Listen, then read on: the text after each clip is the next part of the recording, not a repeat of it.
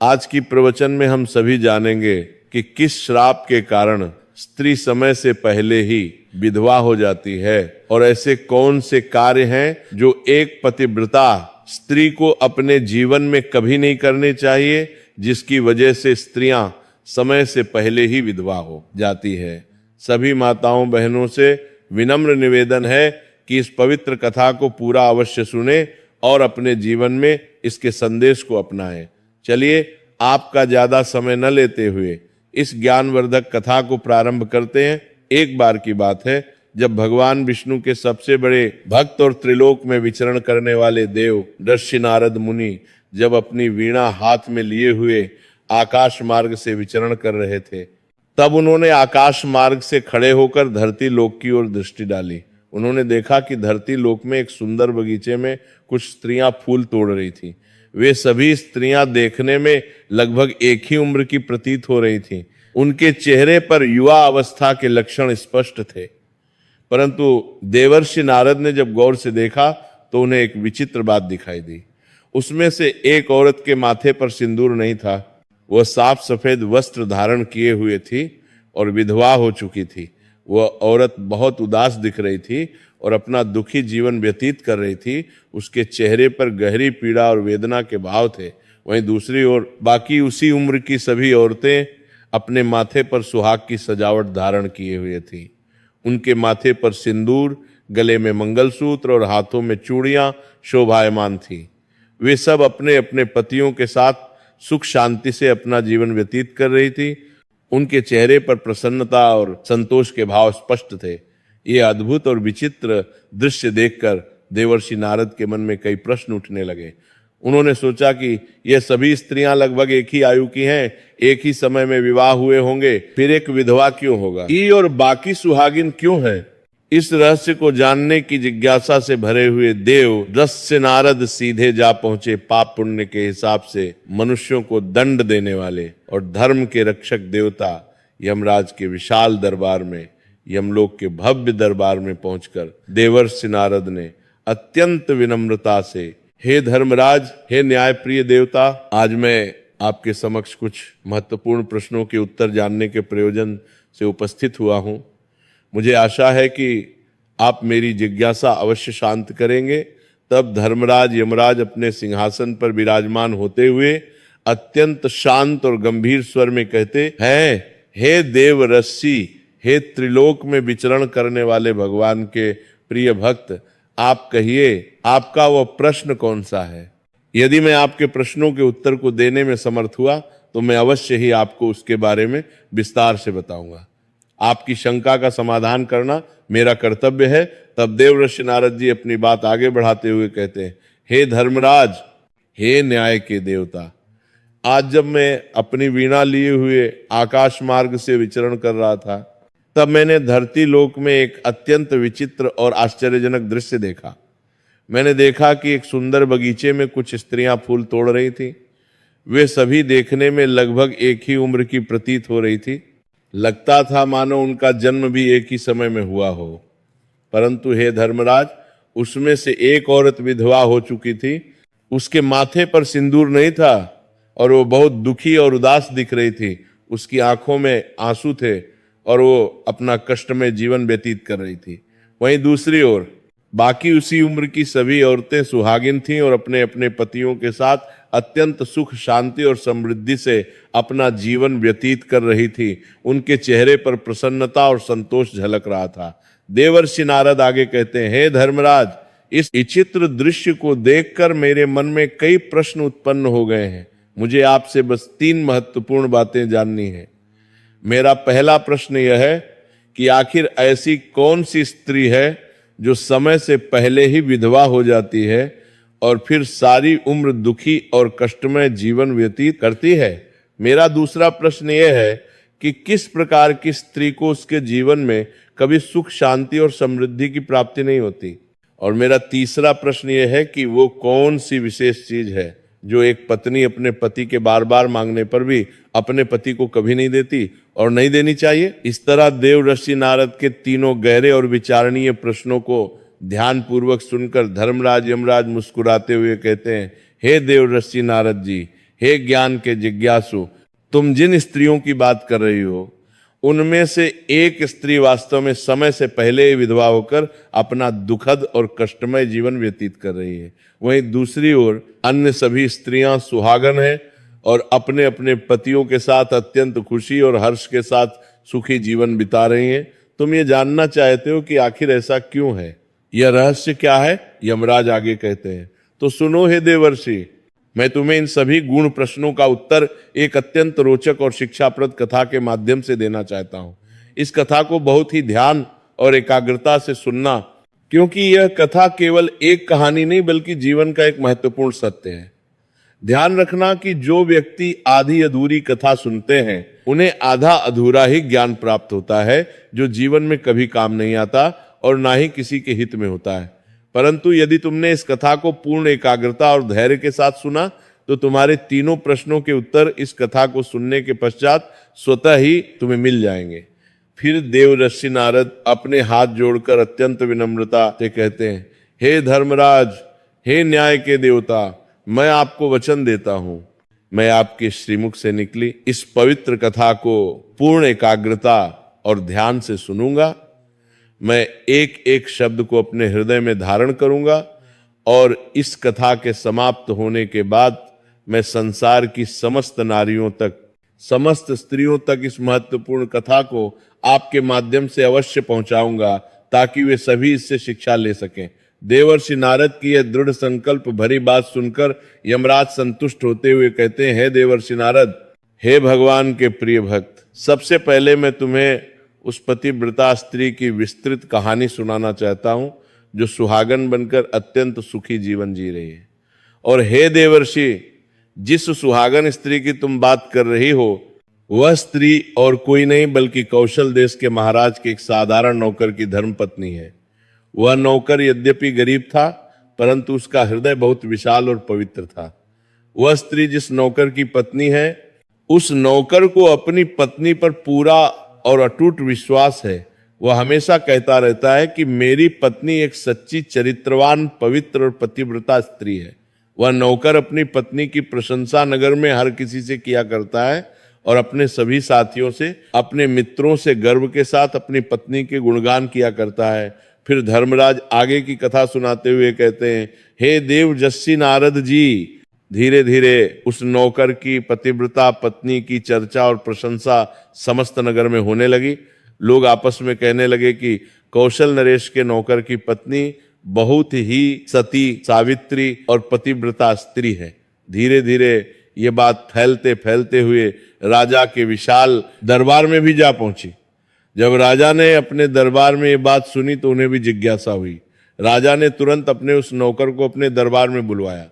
जब वो नौकर राजा के सामने उपस्थित हुआ तो राजा ने उस नौकर से गंभीरता से पूछा, हे नौकर, मैंने सुना है कि तुम हर किसी से, नगर के हर व्यक्ति से ये कहते फिरते हो कि तुम्हारी पत्नी एक चरित्रवान, पवित्र और पतिव्रता स्त्री है।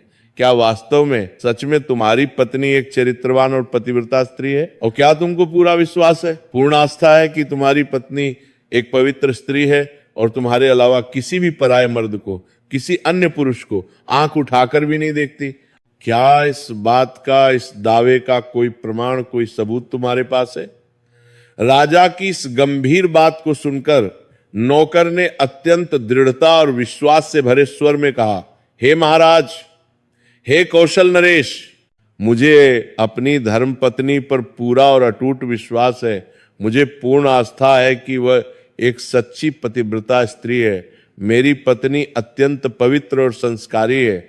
मेरे अलावा वह किसी भी पराये मर्द को, किसी अन्य पुरुष को नहीं देखती और ना ही उनसे बात करती है।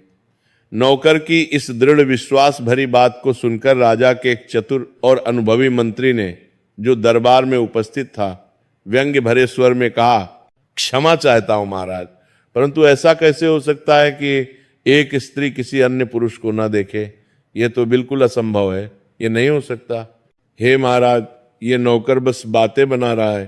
फिर वो मंत्री अपने अहंकार और घमंड में आकर राजा से कहने लगा, हे महाराज, यदि मैं इस नौकर की बात को गलत साबित कर दूं यदि मैं इसकी पत्नी का पतिव्रता धर्म नष्ट कर दूं, यदि मैं इसे सबके सामने झूठा साबित कर दूं, तो इस नौकर को क्या सजा मिलनी चाहिए? यह सुनकर नौकर ने तुरंत कहा, हे महाराज, हे न्याय प्रिय राजा, यदि महामंत्री जी किसी भी तरह से मेरी पत्नी का पतिव्रता धर्म नष्ट कर देते हैं, यदि वे सफल हो जाते हैं, तो आप मुझे फांसी की कठोर सजा दे देना, मैं इसके लिए तैयार हूं। परंतु महाराज, यदि महामंत्री जी मेरी पत्नी का पतिव्रता धर्म खंडित नहीं कर पाए, यदि वे असफल रहे, तो इनको भी कुछ उचित सजा अवश्य मिलनी चाहिए। न्याय दोनों पक्षों के लिए समान होना चाहिए। नौकर की यह दृढ़ और साहसी बात सुनकर राजा ने सोच विचार करके निर्णय लिया और कहा, यदि मंत्री असफल रहा तो उसे भी फांसी की सजा दी जाएगी। मंत्री ने अपने घमंड में ये बात स्वीकार कर ली और नौकर से पूछा, बताओ, मैं तुम्हारी पत्नी से ऐसी कौन सी वास्तु लूं, ऐसी कौन सी चीज लेकर आऊं जिससे तुम मान लो, तुम्हें विश्वास हो जाए कि मैंने तेरी पत्नी का पतिव्रता धर्म वास्तव में खंडित कर दिया है। तो नौकर ने सोच विचार करके कहा, हे महामंत्री जी, मेरे विवाह के पवित्र समय पर दहेज में मुझे एक कीमती पटका और एक सुंदर कतर मिली थी। ये दोनों चीजें मेरी पत्नी ने बहुत ही सावधानी और प्रेम से संभाल कर रखी है, क्योंकि ये दोनों चीजें एक पतिव्रता स्त्री के लिए सुहाग की पवित्र निशानी है। यदि तुम ये दोनों मूल्यवान चीजें मेरी पत्नी से लाकर मुझे यहाँ दिखा दोगे, तो मैं मान जाऊंगा, स्वीकार कर लूंगा कि मेरी पत्नी का पतिव्रता धर्म महामंत्री जी आपने नष्ट कर दिया है। तब मंत्री ने घमंड में आकर नौकर की ये शर्त स्वीकार कर ली और वह मंत्री दरबार से निकलकर सीधा नगर में चला गया। वो नगर में जाकर एक ऐसी स्त्री को ढूंढने लगा जो जादू टोना करने में निपुण थी, जो तंत्र मंत्र जानती थी। जो काम संसार में कोई नहीं कर पाता था, वह काम वह जादू टोना करने वाली स्त्री अपनी कुटिल बुद्धि और चालाकी से कर देती थी। फिर मंत्री ने जब उस स्त्री को ढूंढ लिया तो उसे सारी बात विस्तार से बताई और कहा, सुन, तू किसी भी तरह से कैसे भी करके उस नौकर की पत्नी से मेरा संबंध बनवा दे, उसे बहका दे, उसे भ्रमित कर दे। इसके बदले तुझे जितना धन चाहिए, जितना सोना चांदी चाहिए, मैं उतना धन देने को तैयार हूं। मैं तुझे माला माल कर दूंगा। इस तरह मंत्री की बात सुनकर वह चालाक स्त्री सोच में पड़ गई और कहने लगी, हे मंत्री जी, आपको कहने में बहुत आसान लगता होगा, किंतु वास्तविकता में ऐसा कुछ भी नहीं है। यह बहुत कठिन कार्य है। तुम जिस औरत के बारे में बात कर रहे हो, वो औरत एक सच्ची पतिव्रता नारी है। वो अत्यंत पवित्र और संस्कारी है। उसे ना ही किसी धन का लोभ है, ना किसी सोने चांदी का लालच है, और ना ही किसी वास्तु का मोह है। तुम्हें क्या लगता है वो इतनी आसानी से तुमको अपना कीमती पटका और कतर दे देगी? फिर वह चतुर स्त्री आगे कहती है, हे महामंत्री, यदि मैं ऐसा करने की कोशिश करूंगी तो वो तेरी शिकायत राजा से करेगी और नगरवासी तेरी खाल उतार लेंगे, तुझे जीवित नहीं छोड़ेंगे, लोग तुझे पत्थर मार मार कर मार डालेंगे। ये डरावनी बात सुनकर मंत्री भयभीत हो गया। वह घबरा गया और विनती करते हुए कहने लगा, यदि तू मेरा उससे संबंध नहीं करवा सकती है तो कम से कम एक काम तो कर दे, बस एक छोटा सा काम। उसके घर में जाकर किसी भी तरह से उसका पटका और कतर चुराकर मुझे दे दे, और साथ ही यदि उसकी पत्नी की जांघ के पास कोई विशेष निशानी हो, कोई तिल या चिन्ह हो, तो वह निशानी मुझे देखकर बता दे। फिर मैं तुझे मुंह मांगा इनाम दूंगा, जितना चाहे उतना धन ले लेना। तुझे जितना धन चाहिए, जितनी दौलत चाहिए, उतना धन मैं तुझे अवश्य दूंगा। बस तू किसी भी तरह मेरा यह काम कर दे, मुझे बचा ले। मंत्री की ये बात सुनकर उस जादू टोना करने वाली स्त्री के मन में धन का लालच आ गया। उसे लोभ हो गया। उसने सोचा कि इतना सारा धन मिलेगा तो मैं आराम की जिंदगी जी सकती हूँ, और उसने कहा, ठीक है, मैं तुम्हारा काम अवश्य करूंगी, लेकिन याद रखना कि मुझे मुंह मांगा धन देना पड़ेगा, कोई कमी नहीं होनी चाहिए। मंत्री ने राहत की सांस लेते हुए कहा, बिल्कुल ठीक है, तुझे पूरा धन मिलेगा। और फिर वह चालाक स्त्री योजना बनाकर नौकर के घर में वेशभूषा बदलकर एक वृद्ध औरत का रूप धारण करके जाती है। उसने बूढ़ी औरत के सफेद बाल और झुर्रियां बना ली थी। वह नौकर की पत्नी से जाकर अत्यंत प्रेम से कहती है, हे बेटी, हे प्यारी बच्ची, मैं तेरे पति की बुआ हूं, मैं तेरी सास की बहन हूं। मैं कई सालों के बाद, बहुत लंबे समय के बाद यहां आई हूं। फिर उस सीधी सादी और भोली नौकर की पत्नी ने विनम्रता से कहा, आप इतने लंबे सालों के बाद आए हैं, इतने समय बाद पहली बार आई हैं, इसीलिए मैंने आपको पहले कभी देखा नहीं है, इसीलिए मैं आपको पहचान नहीं पाई, माफी चाहती हूँ। और इस प्रकार वह कुटिल स्त्री उस नौकर के घर में बुआ बनकर रहने लगी।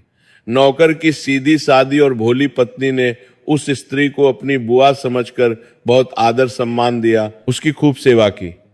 मगर उस निर्दोष स्त्री को ये बिल्कुल भी पता नहीं था कि इस जादू टोना करने वाली कुटिल स्त्री को मंत्री ने उसके साथ छल करने के लिए, धोखा देने के लिए और उसका पतिव्रता धर्म नष्ट करने के लिए भेजा है। अब वो चालाक स्त्री नौकर के घर में बड़े मजे से रहने लगी और नौकर की पत्नी के ऊपर झूठा प्यार और स्नेह लुटाने लगी, उसे बहलाने फुसलाने लगी। कुछ दिन बीत गए। एक दिन नौकर की पत्नी अपने नित्य क्रम के अनुसार स्नान करने के लिए स्नान गृह में गई। फिर उसके थोड़ी ही देर बाद वह चालाक स्त्री भी नौकर की पत्नी के पास स्नान गृह में जाकर बड़े प्यार से उसकी पीठ और कमर रगड़ने लगी। उस सीधी सादी पतिव्रता औरत ने बहुत शर्म और संकोच से मना किया और कहा, नहीं बुआ जी, आप ये मत करो, मैं खुद कर लूंगी। फिर भी वह कुटिल स्त्री नहीं मानी और बड़े प्यार भरे स्वर में कहने लगी, अरे बेटी, तुम मुझे अपनी बेटी से भी ज्यादा प्यारी लगती हो, तुम मेरी आंखों का तारा हो, तो मना मत करो, शर्माओ मत। काफी दिनों के बाद, तो लंबे समय के बाद मेरी और तुम्हारी मुलाकात पहली बार हुई है, मुझे अपनी सेवा करने दो। और ऐसा कहकर वह धूर्त स्त्री उसे बातों के माया जाल में, प्रेम के जाल में उलझाने लगी। और फिर मौका देखते ही, अवसर पाते ही उसने उस पतिव्रता औरत के गुप्तांग के पास की जांघ पर ध्यान से देखा और उसे वहां एक तिल दिखाई दिया। उस चालाक जादू टोना करने वाली स्त्री ने उस तिल को अच्छे से देख लिया और उसका काम बन गया। उसकी योजना सफल हो गई और जब स्नान करने के बाद वह नौकर की पत्नी घर के अन्य काम करने में व्यस्त हो गई, खाना बनाने और सफाई करने लगी, इसी बीच उस धूर्त स्त्री को पटका और कतर चुराने का सुनहरा मौका मिल गया। उसने इधर उधर देखा, चारों ओर नजर दौड़ाई और जब कोई नहीं था तो उसने चुपके से बड़ी चालाकी से पटका और कतर चुरा लिया। और फिर वहां से ये दोनों कीमती चीजें चुराकर तेजी से भाग गईं और सीधा जाकर मंत्री के विशाल महल में पहुंची। उसने मंत्री को पटका और कतर दे दिया और खुशी खुशी कहा, लो मंत्री जी, तुम्हारा काम हो गया। और सुनो, उस नौकर की पत्नी की जांघ पर, उसके गुप्तांग के पास एक काला तिल की निशानी है। अब मुझे मेरा मुंह मांगा धन दो। मंत्री बहुत प्रसन्न हुआ और उसे ढेर सारा धन देकर विदा किया। फिर मंत्री उस पटका और कतर को लेकर अपनी सफलता पर गर्व करते हुए सीधा राजा के भव्य दरबार में जा पहुंचा। वहां पहुंचकर उसने राजा से घमंड भरे स्वर में कहा, हे महाराज, हे कौशल नरेश, मैं नौकर की पत्नी के साथ 2 दिन रहकर आया हूं और ये देखिए, ये पटका और कतर उसी ने प्रेमवश मुझे दिया है, उसने अपनी मर्जी से मुझे ये दे दिया। इस तरह मंत्री की ये चौंकाने वाली बात सुनकर राजा ने तुरंत अगले दिन पूर्ण दरबार लगाया, सभी मंत्रियों और दरबारियों को बुलाया और फिर राजा ने उस नौकर को भी दरबार में बुलवाया। फिर मंत्री ने पूरे भरे दरबार में सबके सामने पटका और कतर नौकर को दिखाते हुए व्यंग्य से कहा, देखो नौकर, यह है तुम्हारी पतिव्रता पत्नी की निशानी। महाराज, मैंने इस नौकर की शर्त पूरी कर दी। और फिर उसने भरे दरबार में ये भी घोषणा की, और हे महाराज, नौकर की पत्नी की बाईं जांघ पर एक काला तिल भी है जो मैंने अपनी आंखों से देखा है। ये सब सुनकर नौकर का दिल टूट गया, उसे बहुत गहरा धक्का लगा। वो मान गया, उसे विश्वास हो गया कि वास्तव में आज मेरी पत्नी ने अपना पतिव्रता धर्म पूरी तरह से नष्ट कर लिया है, भ्रष्ट कर दिया है। अब नौकर का अपनी प्यारी पत्नी से विश्वास पूरी तरह से टूट गया। राजा ने अपनी शर्त के मुताबिक न्याय करते हुए नौकर को फांसी की कठोर सजा सुनाई और 15 दिन बाद फांसी देने का आदेश जारी किया। राजा ने कहा, नौकर को ठीक 15 दिन के बाद फांसी के फंदे पर चढ़ाया जाएगा। अब नौकर की मृत्यु के दिन धीरे धीरे समीप आने लगे। हर दिन गुजरता गया और फांसी का दिन नजदीक आता गया। अंततः वह भयानक दिन आ ही गया जिस दिन उसे फांसी देना था। जब उस निर्दोष नौकर को फांसी के फंदे के पास लाया गया, जल्लाद तैयार खड़े थे, तो परंपरा के अनुसार उस नौकर से उसकी अंतिम इच्छा पूछी गई। फिर नौकर ने दुखी मन से कहा, हे महाराज, मेरी अंतिम इच्छा यह है कि मैं आखिरी बार, जीवन में अंतिम बार अपनी पत्नी से मिलना चाहता हूं। मैं उससे पूछना चाहता हूं कि उसने ऐसा क्यों किया। और इस तरह राजा ने दयालु होकर नौकर को आज्ञा दी, ठीक है, तुम अपनी पत्नी से अंतिम बार मिल सकते हो, तुम्हें कुछ घंटे का समय दिया जाता है। फिर नौकर कुछ घंटों की इजाजत लेकर अपने छोटे से घर गया। वहां पहुंचकर वो अपनी पत्नी से क्रोध और दुअक भरे स्वर में कहने लगा, तुमने मेरे साथ बहुत बड़ा विश्वासघात किया है, धोखा किया है, छल किया है। मैंने तुम पर इतना विश्वास करके, तुम्हारे प्रेम पर भरोसा करके राजा के सामने मंत्री ऐसी बड़ी शर्त लगाई थी। मैंने राजा के दरबार में गर्व से घोषणा की थी कि मेरी पत्नी एक सच्ची चरित्रवान और पतिव्रता स्त्री है और उसके पतिव्रता धर्म को कोई भी नष्ट नहीं कर सकता। यदि कोई उसका पतिव्रता धर्म नष्ट कर देगा तो मुझे फांसी लगा देना। और देखो, तुमने मेरे विश्वास को तोड़ दिया, तुमने अपना पतिव्रता धर्म नष्ट कर दिया। अब मुझे कुछ ही घंटों में फांसी दे दी जाएगी, मेरी मृत्यु निश्चित है। तुमने मेरे साथ विश्वासघात किया है, धोखा दिया है। मैंने तुम पर इतना भरोसा करके तुम्हें घर पर अकेला छोड़कर गया था और तुमने ये कर दिया।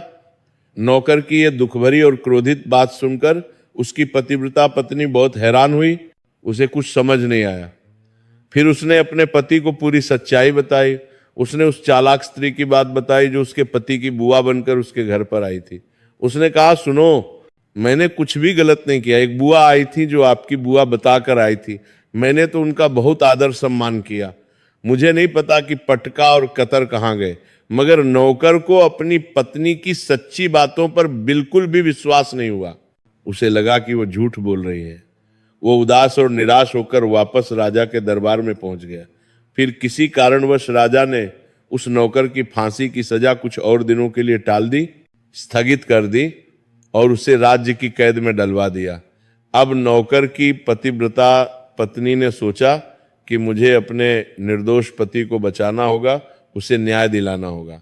उसने एक योजना बनाई। वो राज दरबार में एक गणिका, एक नाचने गाने वाली सुंदर औरत की आकर्षक वेशभूषा धारण करके पहुंच गई। उसने सुंदर वस्त्र और आभूषण पहने थे। उसने राजा से अत्यंत विनम्रता से उनके सम्मुख अपना नृत्य दिखाने की आज्ञा मांगी। राजा ने उस स्त्री की अद्भुत सुंदरता देखकर, उसके मधुर स्वर को सुनकर नाचने की आज्ञा दे दी। फिर महल के नौकरों ने उसके नृत्य के लिए दरबार में सभी व्यवस्था की। संगीतकार बैठ गए, ढोलक और तबला बजने लगा। फिर उस नौकर की पतिव्रता पत्नी ने जब अपना मनमोहक नृत्य शुरू किया, जब वह नाचने लगी तो उसका सुंदर नाच देखकर राजा बहुत मोहित हुए, मंत्रमुग्ध हो गए। उसकी हर अदा, हर मुद्रा इतनी सुंदर थी कि पूरा दरबार मंत्रमुग्ध हो गया। और फिर राजा ने प्रसन्नता से कहा, मैं तुम्हारे अद्भुत नृत्य से बहुत बहुत प्रसन्न हुआ हूं। मांगो, तुम जो भी इच्छा करोगी, जो भी मांगोगे, मैं तुम्हें वो अवश्य दूंगा। फिर उस चतुर नौकर की पत्नी ने गंभीर स्वर में कहा, हे महाराज, आपकी इस पवित्र सभा में एक चोर है, एक अपराधी है जिसने मेरी बहुत कीमती सोने की अंगूठी चुराई है। मैं चाहती हूं कि उसे फांसी की सजा दे दीजिए। ये अजीब बात सुनकर राजा चौंक गए और कहा, ठीक है, लेकिन बताओ मेरे दरबार में तुम्हारा वह चोर कौन है? मैं उसको अवश्य फांसी की सजा दूंगा। और फिर उस नौकर की पतिव्रता स्त्री ने निडरता से कहा, हे महाराज, और कोई नहीं, आपके ही महामंत्री ने मेरी कीमती अंगूठी चुराई है। आप इनको न्याय के अनुसार फांसी की सजा दें। जैसे ही मंत्री ने सुना कि यह स्त्री उसे चोर बता रही है तो वो घबरा गया और तुरंत ऊंचे स्वर में कहने लगा, हे महाराज, मैं भगवान की शपथ खाकर कहता हूं कि मैंने इसकी कोई अंगूठी नहीं चुराई है और मैंने इस स्त्री को आज तक कभी देखा भी नहीं है, तो मैं इसकी अंगूठी कैसे चोरी कर सकता हूं? मैंने आज तक इसकी शक्ल तक नहीं देखी है, आज पहली बार मैं इसे देख रहा हूं। जैसे ही मंत्री ने कहा कि मैंने इस स्त्री को आज तक कभी देखा ही नहीं है, तो वह चतुर पतिव्रता औरत तुरंत अपनी गणिका की वेशभूषा हटाकर अपने वास्तविक असली वेशभूषा में आ गई। पूरा दरबार हैरान रह गया। और फिर वह कहने लगी, हे महाराज, हे न्यायप्रिय राजा, इस झूठे मंत्री ने अभी अभी कहा कि उसने मुझे पहले कभी देखा ही नहीं है। तो फिर आप इससे ये पूछिए कि ये पटका और कतर ये कहाँ से लाया है, कैसे लाया है? और मैं उसी साधारण नौकर की धर्म पत्नी हूँ जो आपके यहाँ पर निष्ठा से नौकरी करता है और जिसे आप बिना किसी अपराध के फांसी पर चढ़ाने वाले हैं जो निर्दोष है। इसीलिए मुझे यहाँ इस गणिका की वेशभूषा में, इस रूप में आपके दरबार में आना पड़ा ताकि मैं सच्चाई सामने ला सकूं। उस पतिव्रता स्त्री ने आगे कहा, हे महाराज, अब मैं आपको इस कुटिल मंत्री की पूरी सच्चाई, पूरा षड्यंत्र सुनाती हूं। ये जो आपका विश्वासघाती मंत्री है, इसने मेरे घर में एक जादू टोना करने वाली चालाक स्त्री को भेजा था। उस स्त्री को मेरे पति की बुआ बनाकर, नकली बुआ बनाकर मेरे पास भेजा गया था। मैंने तो उसे सच में अपनी बुआ समझकर बहुत आदर सम्मान दिया, उसकी सेवा की, और उस धूर्त स्त्री ने मेरे साथ धोखे से, छल से मेरी जांघ के तिल का पता लगाया, मुझे धोखा दिया, और उसी कुटिल स्त्री ने ये पटका और कतर चुराकर इस मंत्री को दे दिया। और हे महाराज, आपके इस मंत्री ने उस स्त्री को इसके बदले बहुत सारा धन, बहुत सारी दौलत दी है, और मेरे साथ, मेरे निर्दोष पति के साथ यही बड़ा छल, यही षड्यंत्र हुआ है महाराज। और मैं आज भी एक सच्ची पतिव्रता हूं, मेरा चरित्र पवित्र है। उस स्त्री की सच्ची बात को सुनकर राजा को सब कुछ समझ आ गया। राजा ने तुरंत उस जादू टोना करने वाली स्त्री को बुलवाया, और फिर उस स्त्री ने राजा के डर से, राजदंड के भय से घबराकर मंत्री की सारी सच्चाई, पूरा षड्यंत्र राजा को बता दिया। सच्चाई जानकर राजा को बहुत क्रोध आया। राजा ने तुरंत न्याय करते हुए उस निर्दोष नौकर को अपनी कैद से रिहा कर दिया, मुक्त कर दिया, और उसकी जगह उस कपटी विश्वासघाती मंत्री को फांसी पर चढ़ा दिया। न्याय की जीत हुई। और इस प्रकार कथा को आगे बताते हुए यमराज कहते हैं, हे दे वर्ष नारद, इस तरह उस नौकर की पतिव्रता स्त्री ने अंत में राजा से कहा, हे महाराज, मैं अपने पति से बहुत गहरा प्रेम करती हूँ। मैं एक सच्ची चरित्रवान स्त्री हूँ, और मैं अपने जीवन में कभी भी अपने मुंह से अपने पति का नाम तक नहीं लेती हूँ। यही मेरे पतिव्रता धर्म का रहस्य है। इस प्रकार यमराज कहते हैं, हे देव ऋषि, ये पूरी कथा समाप्त हो गई। अब तुम अपने तीनों महत्वपूर्ण प्रश्नों के उत्तर बहुत ध्यान से सुनो। यमराज आगे समझाते हैं, तुम्हारा पहला प्रश्न था कि कौन सी स्त्री समय से पहले विधवा हो जाती है और दुखी जीवन जीती है। तो सुनो, जो स्त्रियां अपने मुंह से अपने पति का नाम लेती हैं, जो हमेशा अपने पति को नाम से ही पुकारती और बुलाती हैं, वे स्त्रियां समय से पहले ही विधवा हो जाती हैं और बिना पति के अत्यंत दुखी जीवन व्यतीत करती हैं। क्योंकि यदि कोई स्त्री अपने पति का नाम अपने मुंह से लेती है तो पति की उम्र धीरे धीरे कम होती चली जाती है, उनकी आयु घटने लगती है, और समय से पहले ही उस स्त्री के पति की असमय मृत्यु हो जाती है, और फिर स्त्री समय से पहले ही विधवा होकर एक दुखी और कष्टमय जीवन जीने को मजबूर हो जाती है। बस यही कारण है कि तुम जिन स्त्रियों की बातें कर रही थी, उनमें से एक विधवा इसी कारण से, इसी वजह से हुई है, और उनमें से एक वह नौकर की पत्नी थी जो एक सच्ची पतिव्रता स्त्री थी। यह स्त्री कभी भी अपने पति का नाम मुंह से नहीं लेती थी, उसे सम्मान देती थी, जिसके कारण वह आज भी सुहागन है और सुखी तथा समृद्ध जीवन व्यतीत कर रही है। और वह दूसरी स्त्री जो समय से पहले विधवा होकर दुखी जीवन जी रही है, वह हमेशा अपने पति को उसके नाम से बेपरवाही से बुलाती रहती थी, जिसके कारण उसके पति की उम्र कम होती चली गई, और फिर उसके पति की मृत्यु समय से बहुत पहले ही हो गई। आज वह औरत अकेली और दुखी जीवन जी रही है। इसलिए किसी भी स्त्री को, किसी भी पत्नी को अपने पति का नाम अपने मुंह से कभी नहीं लेना चाहिए। यह बहुत महत्वपूर्ण नियम है। यमराज आगे कहते हैं, और तुम्हारा दूसरा प्रश्न था कि कौन सी स्त्री को जीवन में कभी सुख शांति नहीं मिलता है, वह पति के होते हुए भी सदा दुखी जीवन जीती है। तो समझ लो, जो स्त्रियां अपने पति की बिना अनुमति लिए, बिना इजाजत लिए कहीं भी चल देती हैं, जहां चाहे चली जाती हैं, वे कभी सुखी जीवन नहीं जी पाती हैं। ऐसी स्त्रियां जीवन भर दुखी ही रहती हैं, उन्हें कभी शांति नहीं मिलती, और उन्हें पति का सच्चा प्रेम और आशीर्वाद कभी नहीं मिलता। और तुम्हारा तीसरा महत्वपूर्ण प्रश्न था कि ऐसी कौन सी चीज है जो एक पत्नी अपने पति को मांगने से भी नहीं देती है। तो समझ लो, वो चीज गाली है, अपशब्द है जो एक संस्कारी, सभ्य और चरित्रवान स्त्री कभी भी अपने पति को नहीं देती है। पति कितना भी क्रोधित हो जाए, कैसी भी परिस्थिति हो, एक सच्ची पतिव्रता स्त्री अपने पति को गाली नहीं देती। और जो स्त्रियां अपने पति को गाली देती हैं, अपशब्द कहती हैं, वह स्त्री कभी चरित्रवान नहीं होती है। ऐसी स्त्रियां जीवन भर दुखी और अशांत रहती हैं।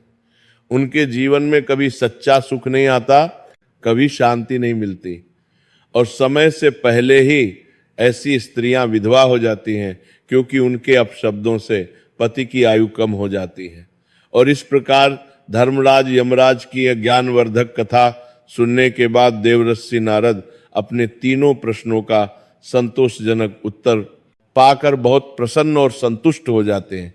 वे अत्यंत कृतज्ञता से कहते हैं, हे धर्मराज, हे न्याय के देवता, वास्तव में जो स्त्री सच्ची चरित्रवान और पतिव्रता होती है, जो अपने पति का सम्मान करती है, वह कभी दुखी जीवन नहीं जीती है। ऐसी स्त्रियां हमेशा सुखी और समृद्ध रहती हैं। तो धर्मराज यमराज गंभीरता से समझाते हुए कहते हैं, वो बिल्कुल सही कहा तुमने हे देवर्षि। हाँ, ये सत्य है, क्योंकि ऐसे घर में जहां पतिव्रता और चरित्रवान स्त्री रहती है, वहां माता लक्ष्मी का सदा वास होता है।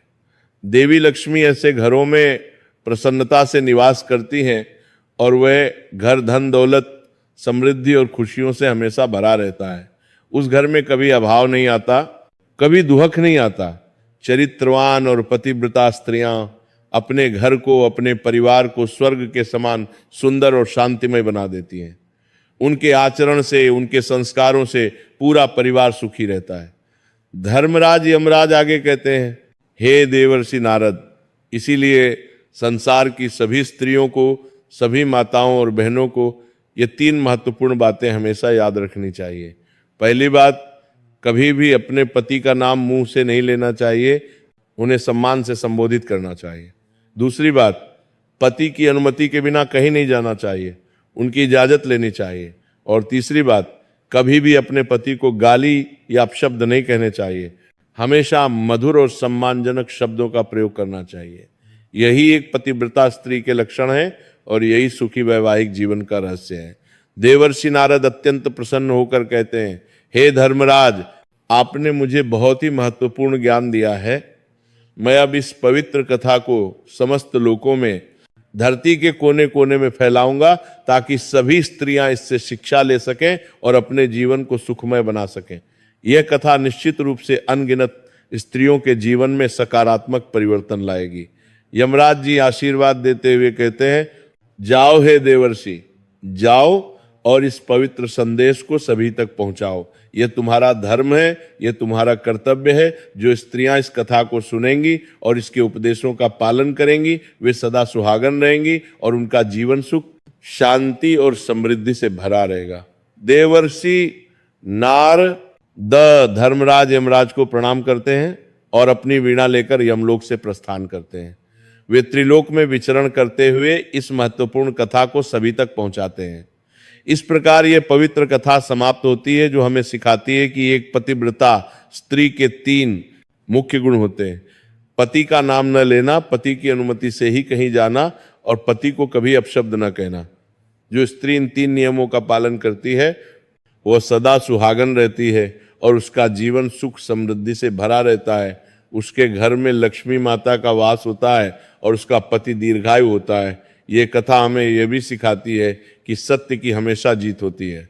चाहे कितना भी बड़ा षड्यंत्र हो, कितनी भी बड़ी चालाकी हो, अंत में सत्य और पवित्रता की ही विजय होती है। नौकर की पतिव्रता पत्नी ने अपनी बुद्धिमत्ता, साहस और पवित्रता से न केवल अपने पति को बचाया, बल्कि अपने चरित्र को भी निर्मल साबित किया। इस कथा से हमें यह शिक्षा मिलती है कि पति पत्नी के बीच आपसी विश्वास, सम्मान और प्रेम होना बहुत जरूरी है। साथ ही एक पत्नी को अपने पति का सम्मान करना चाहिए और पति को भी अपनी पत्नी पर विश्वास रखना चाहिए। जहां ये सभी गुण होते हैं, वहां का जीवन स्वर्ग के समान सुखद हो जाता है।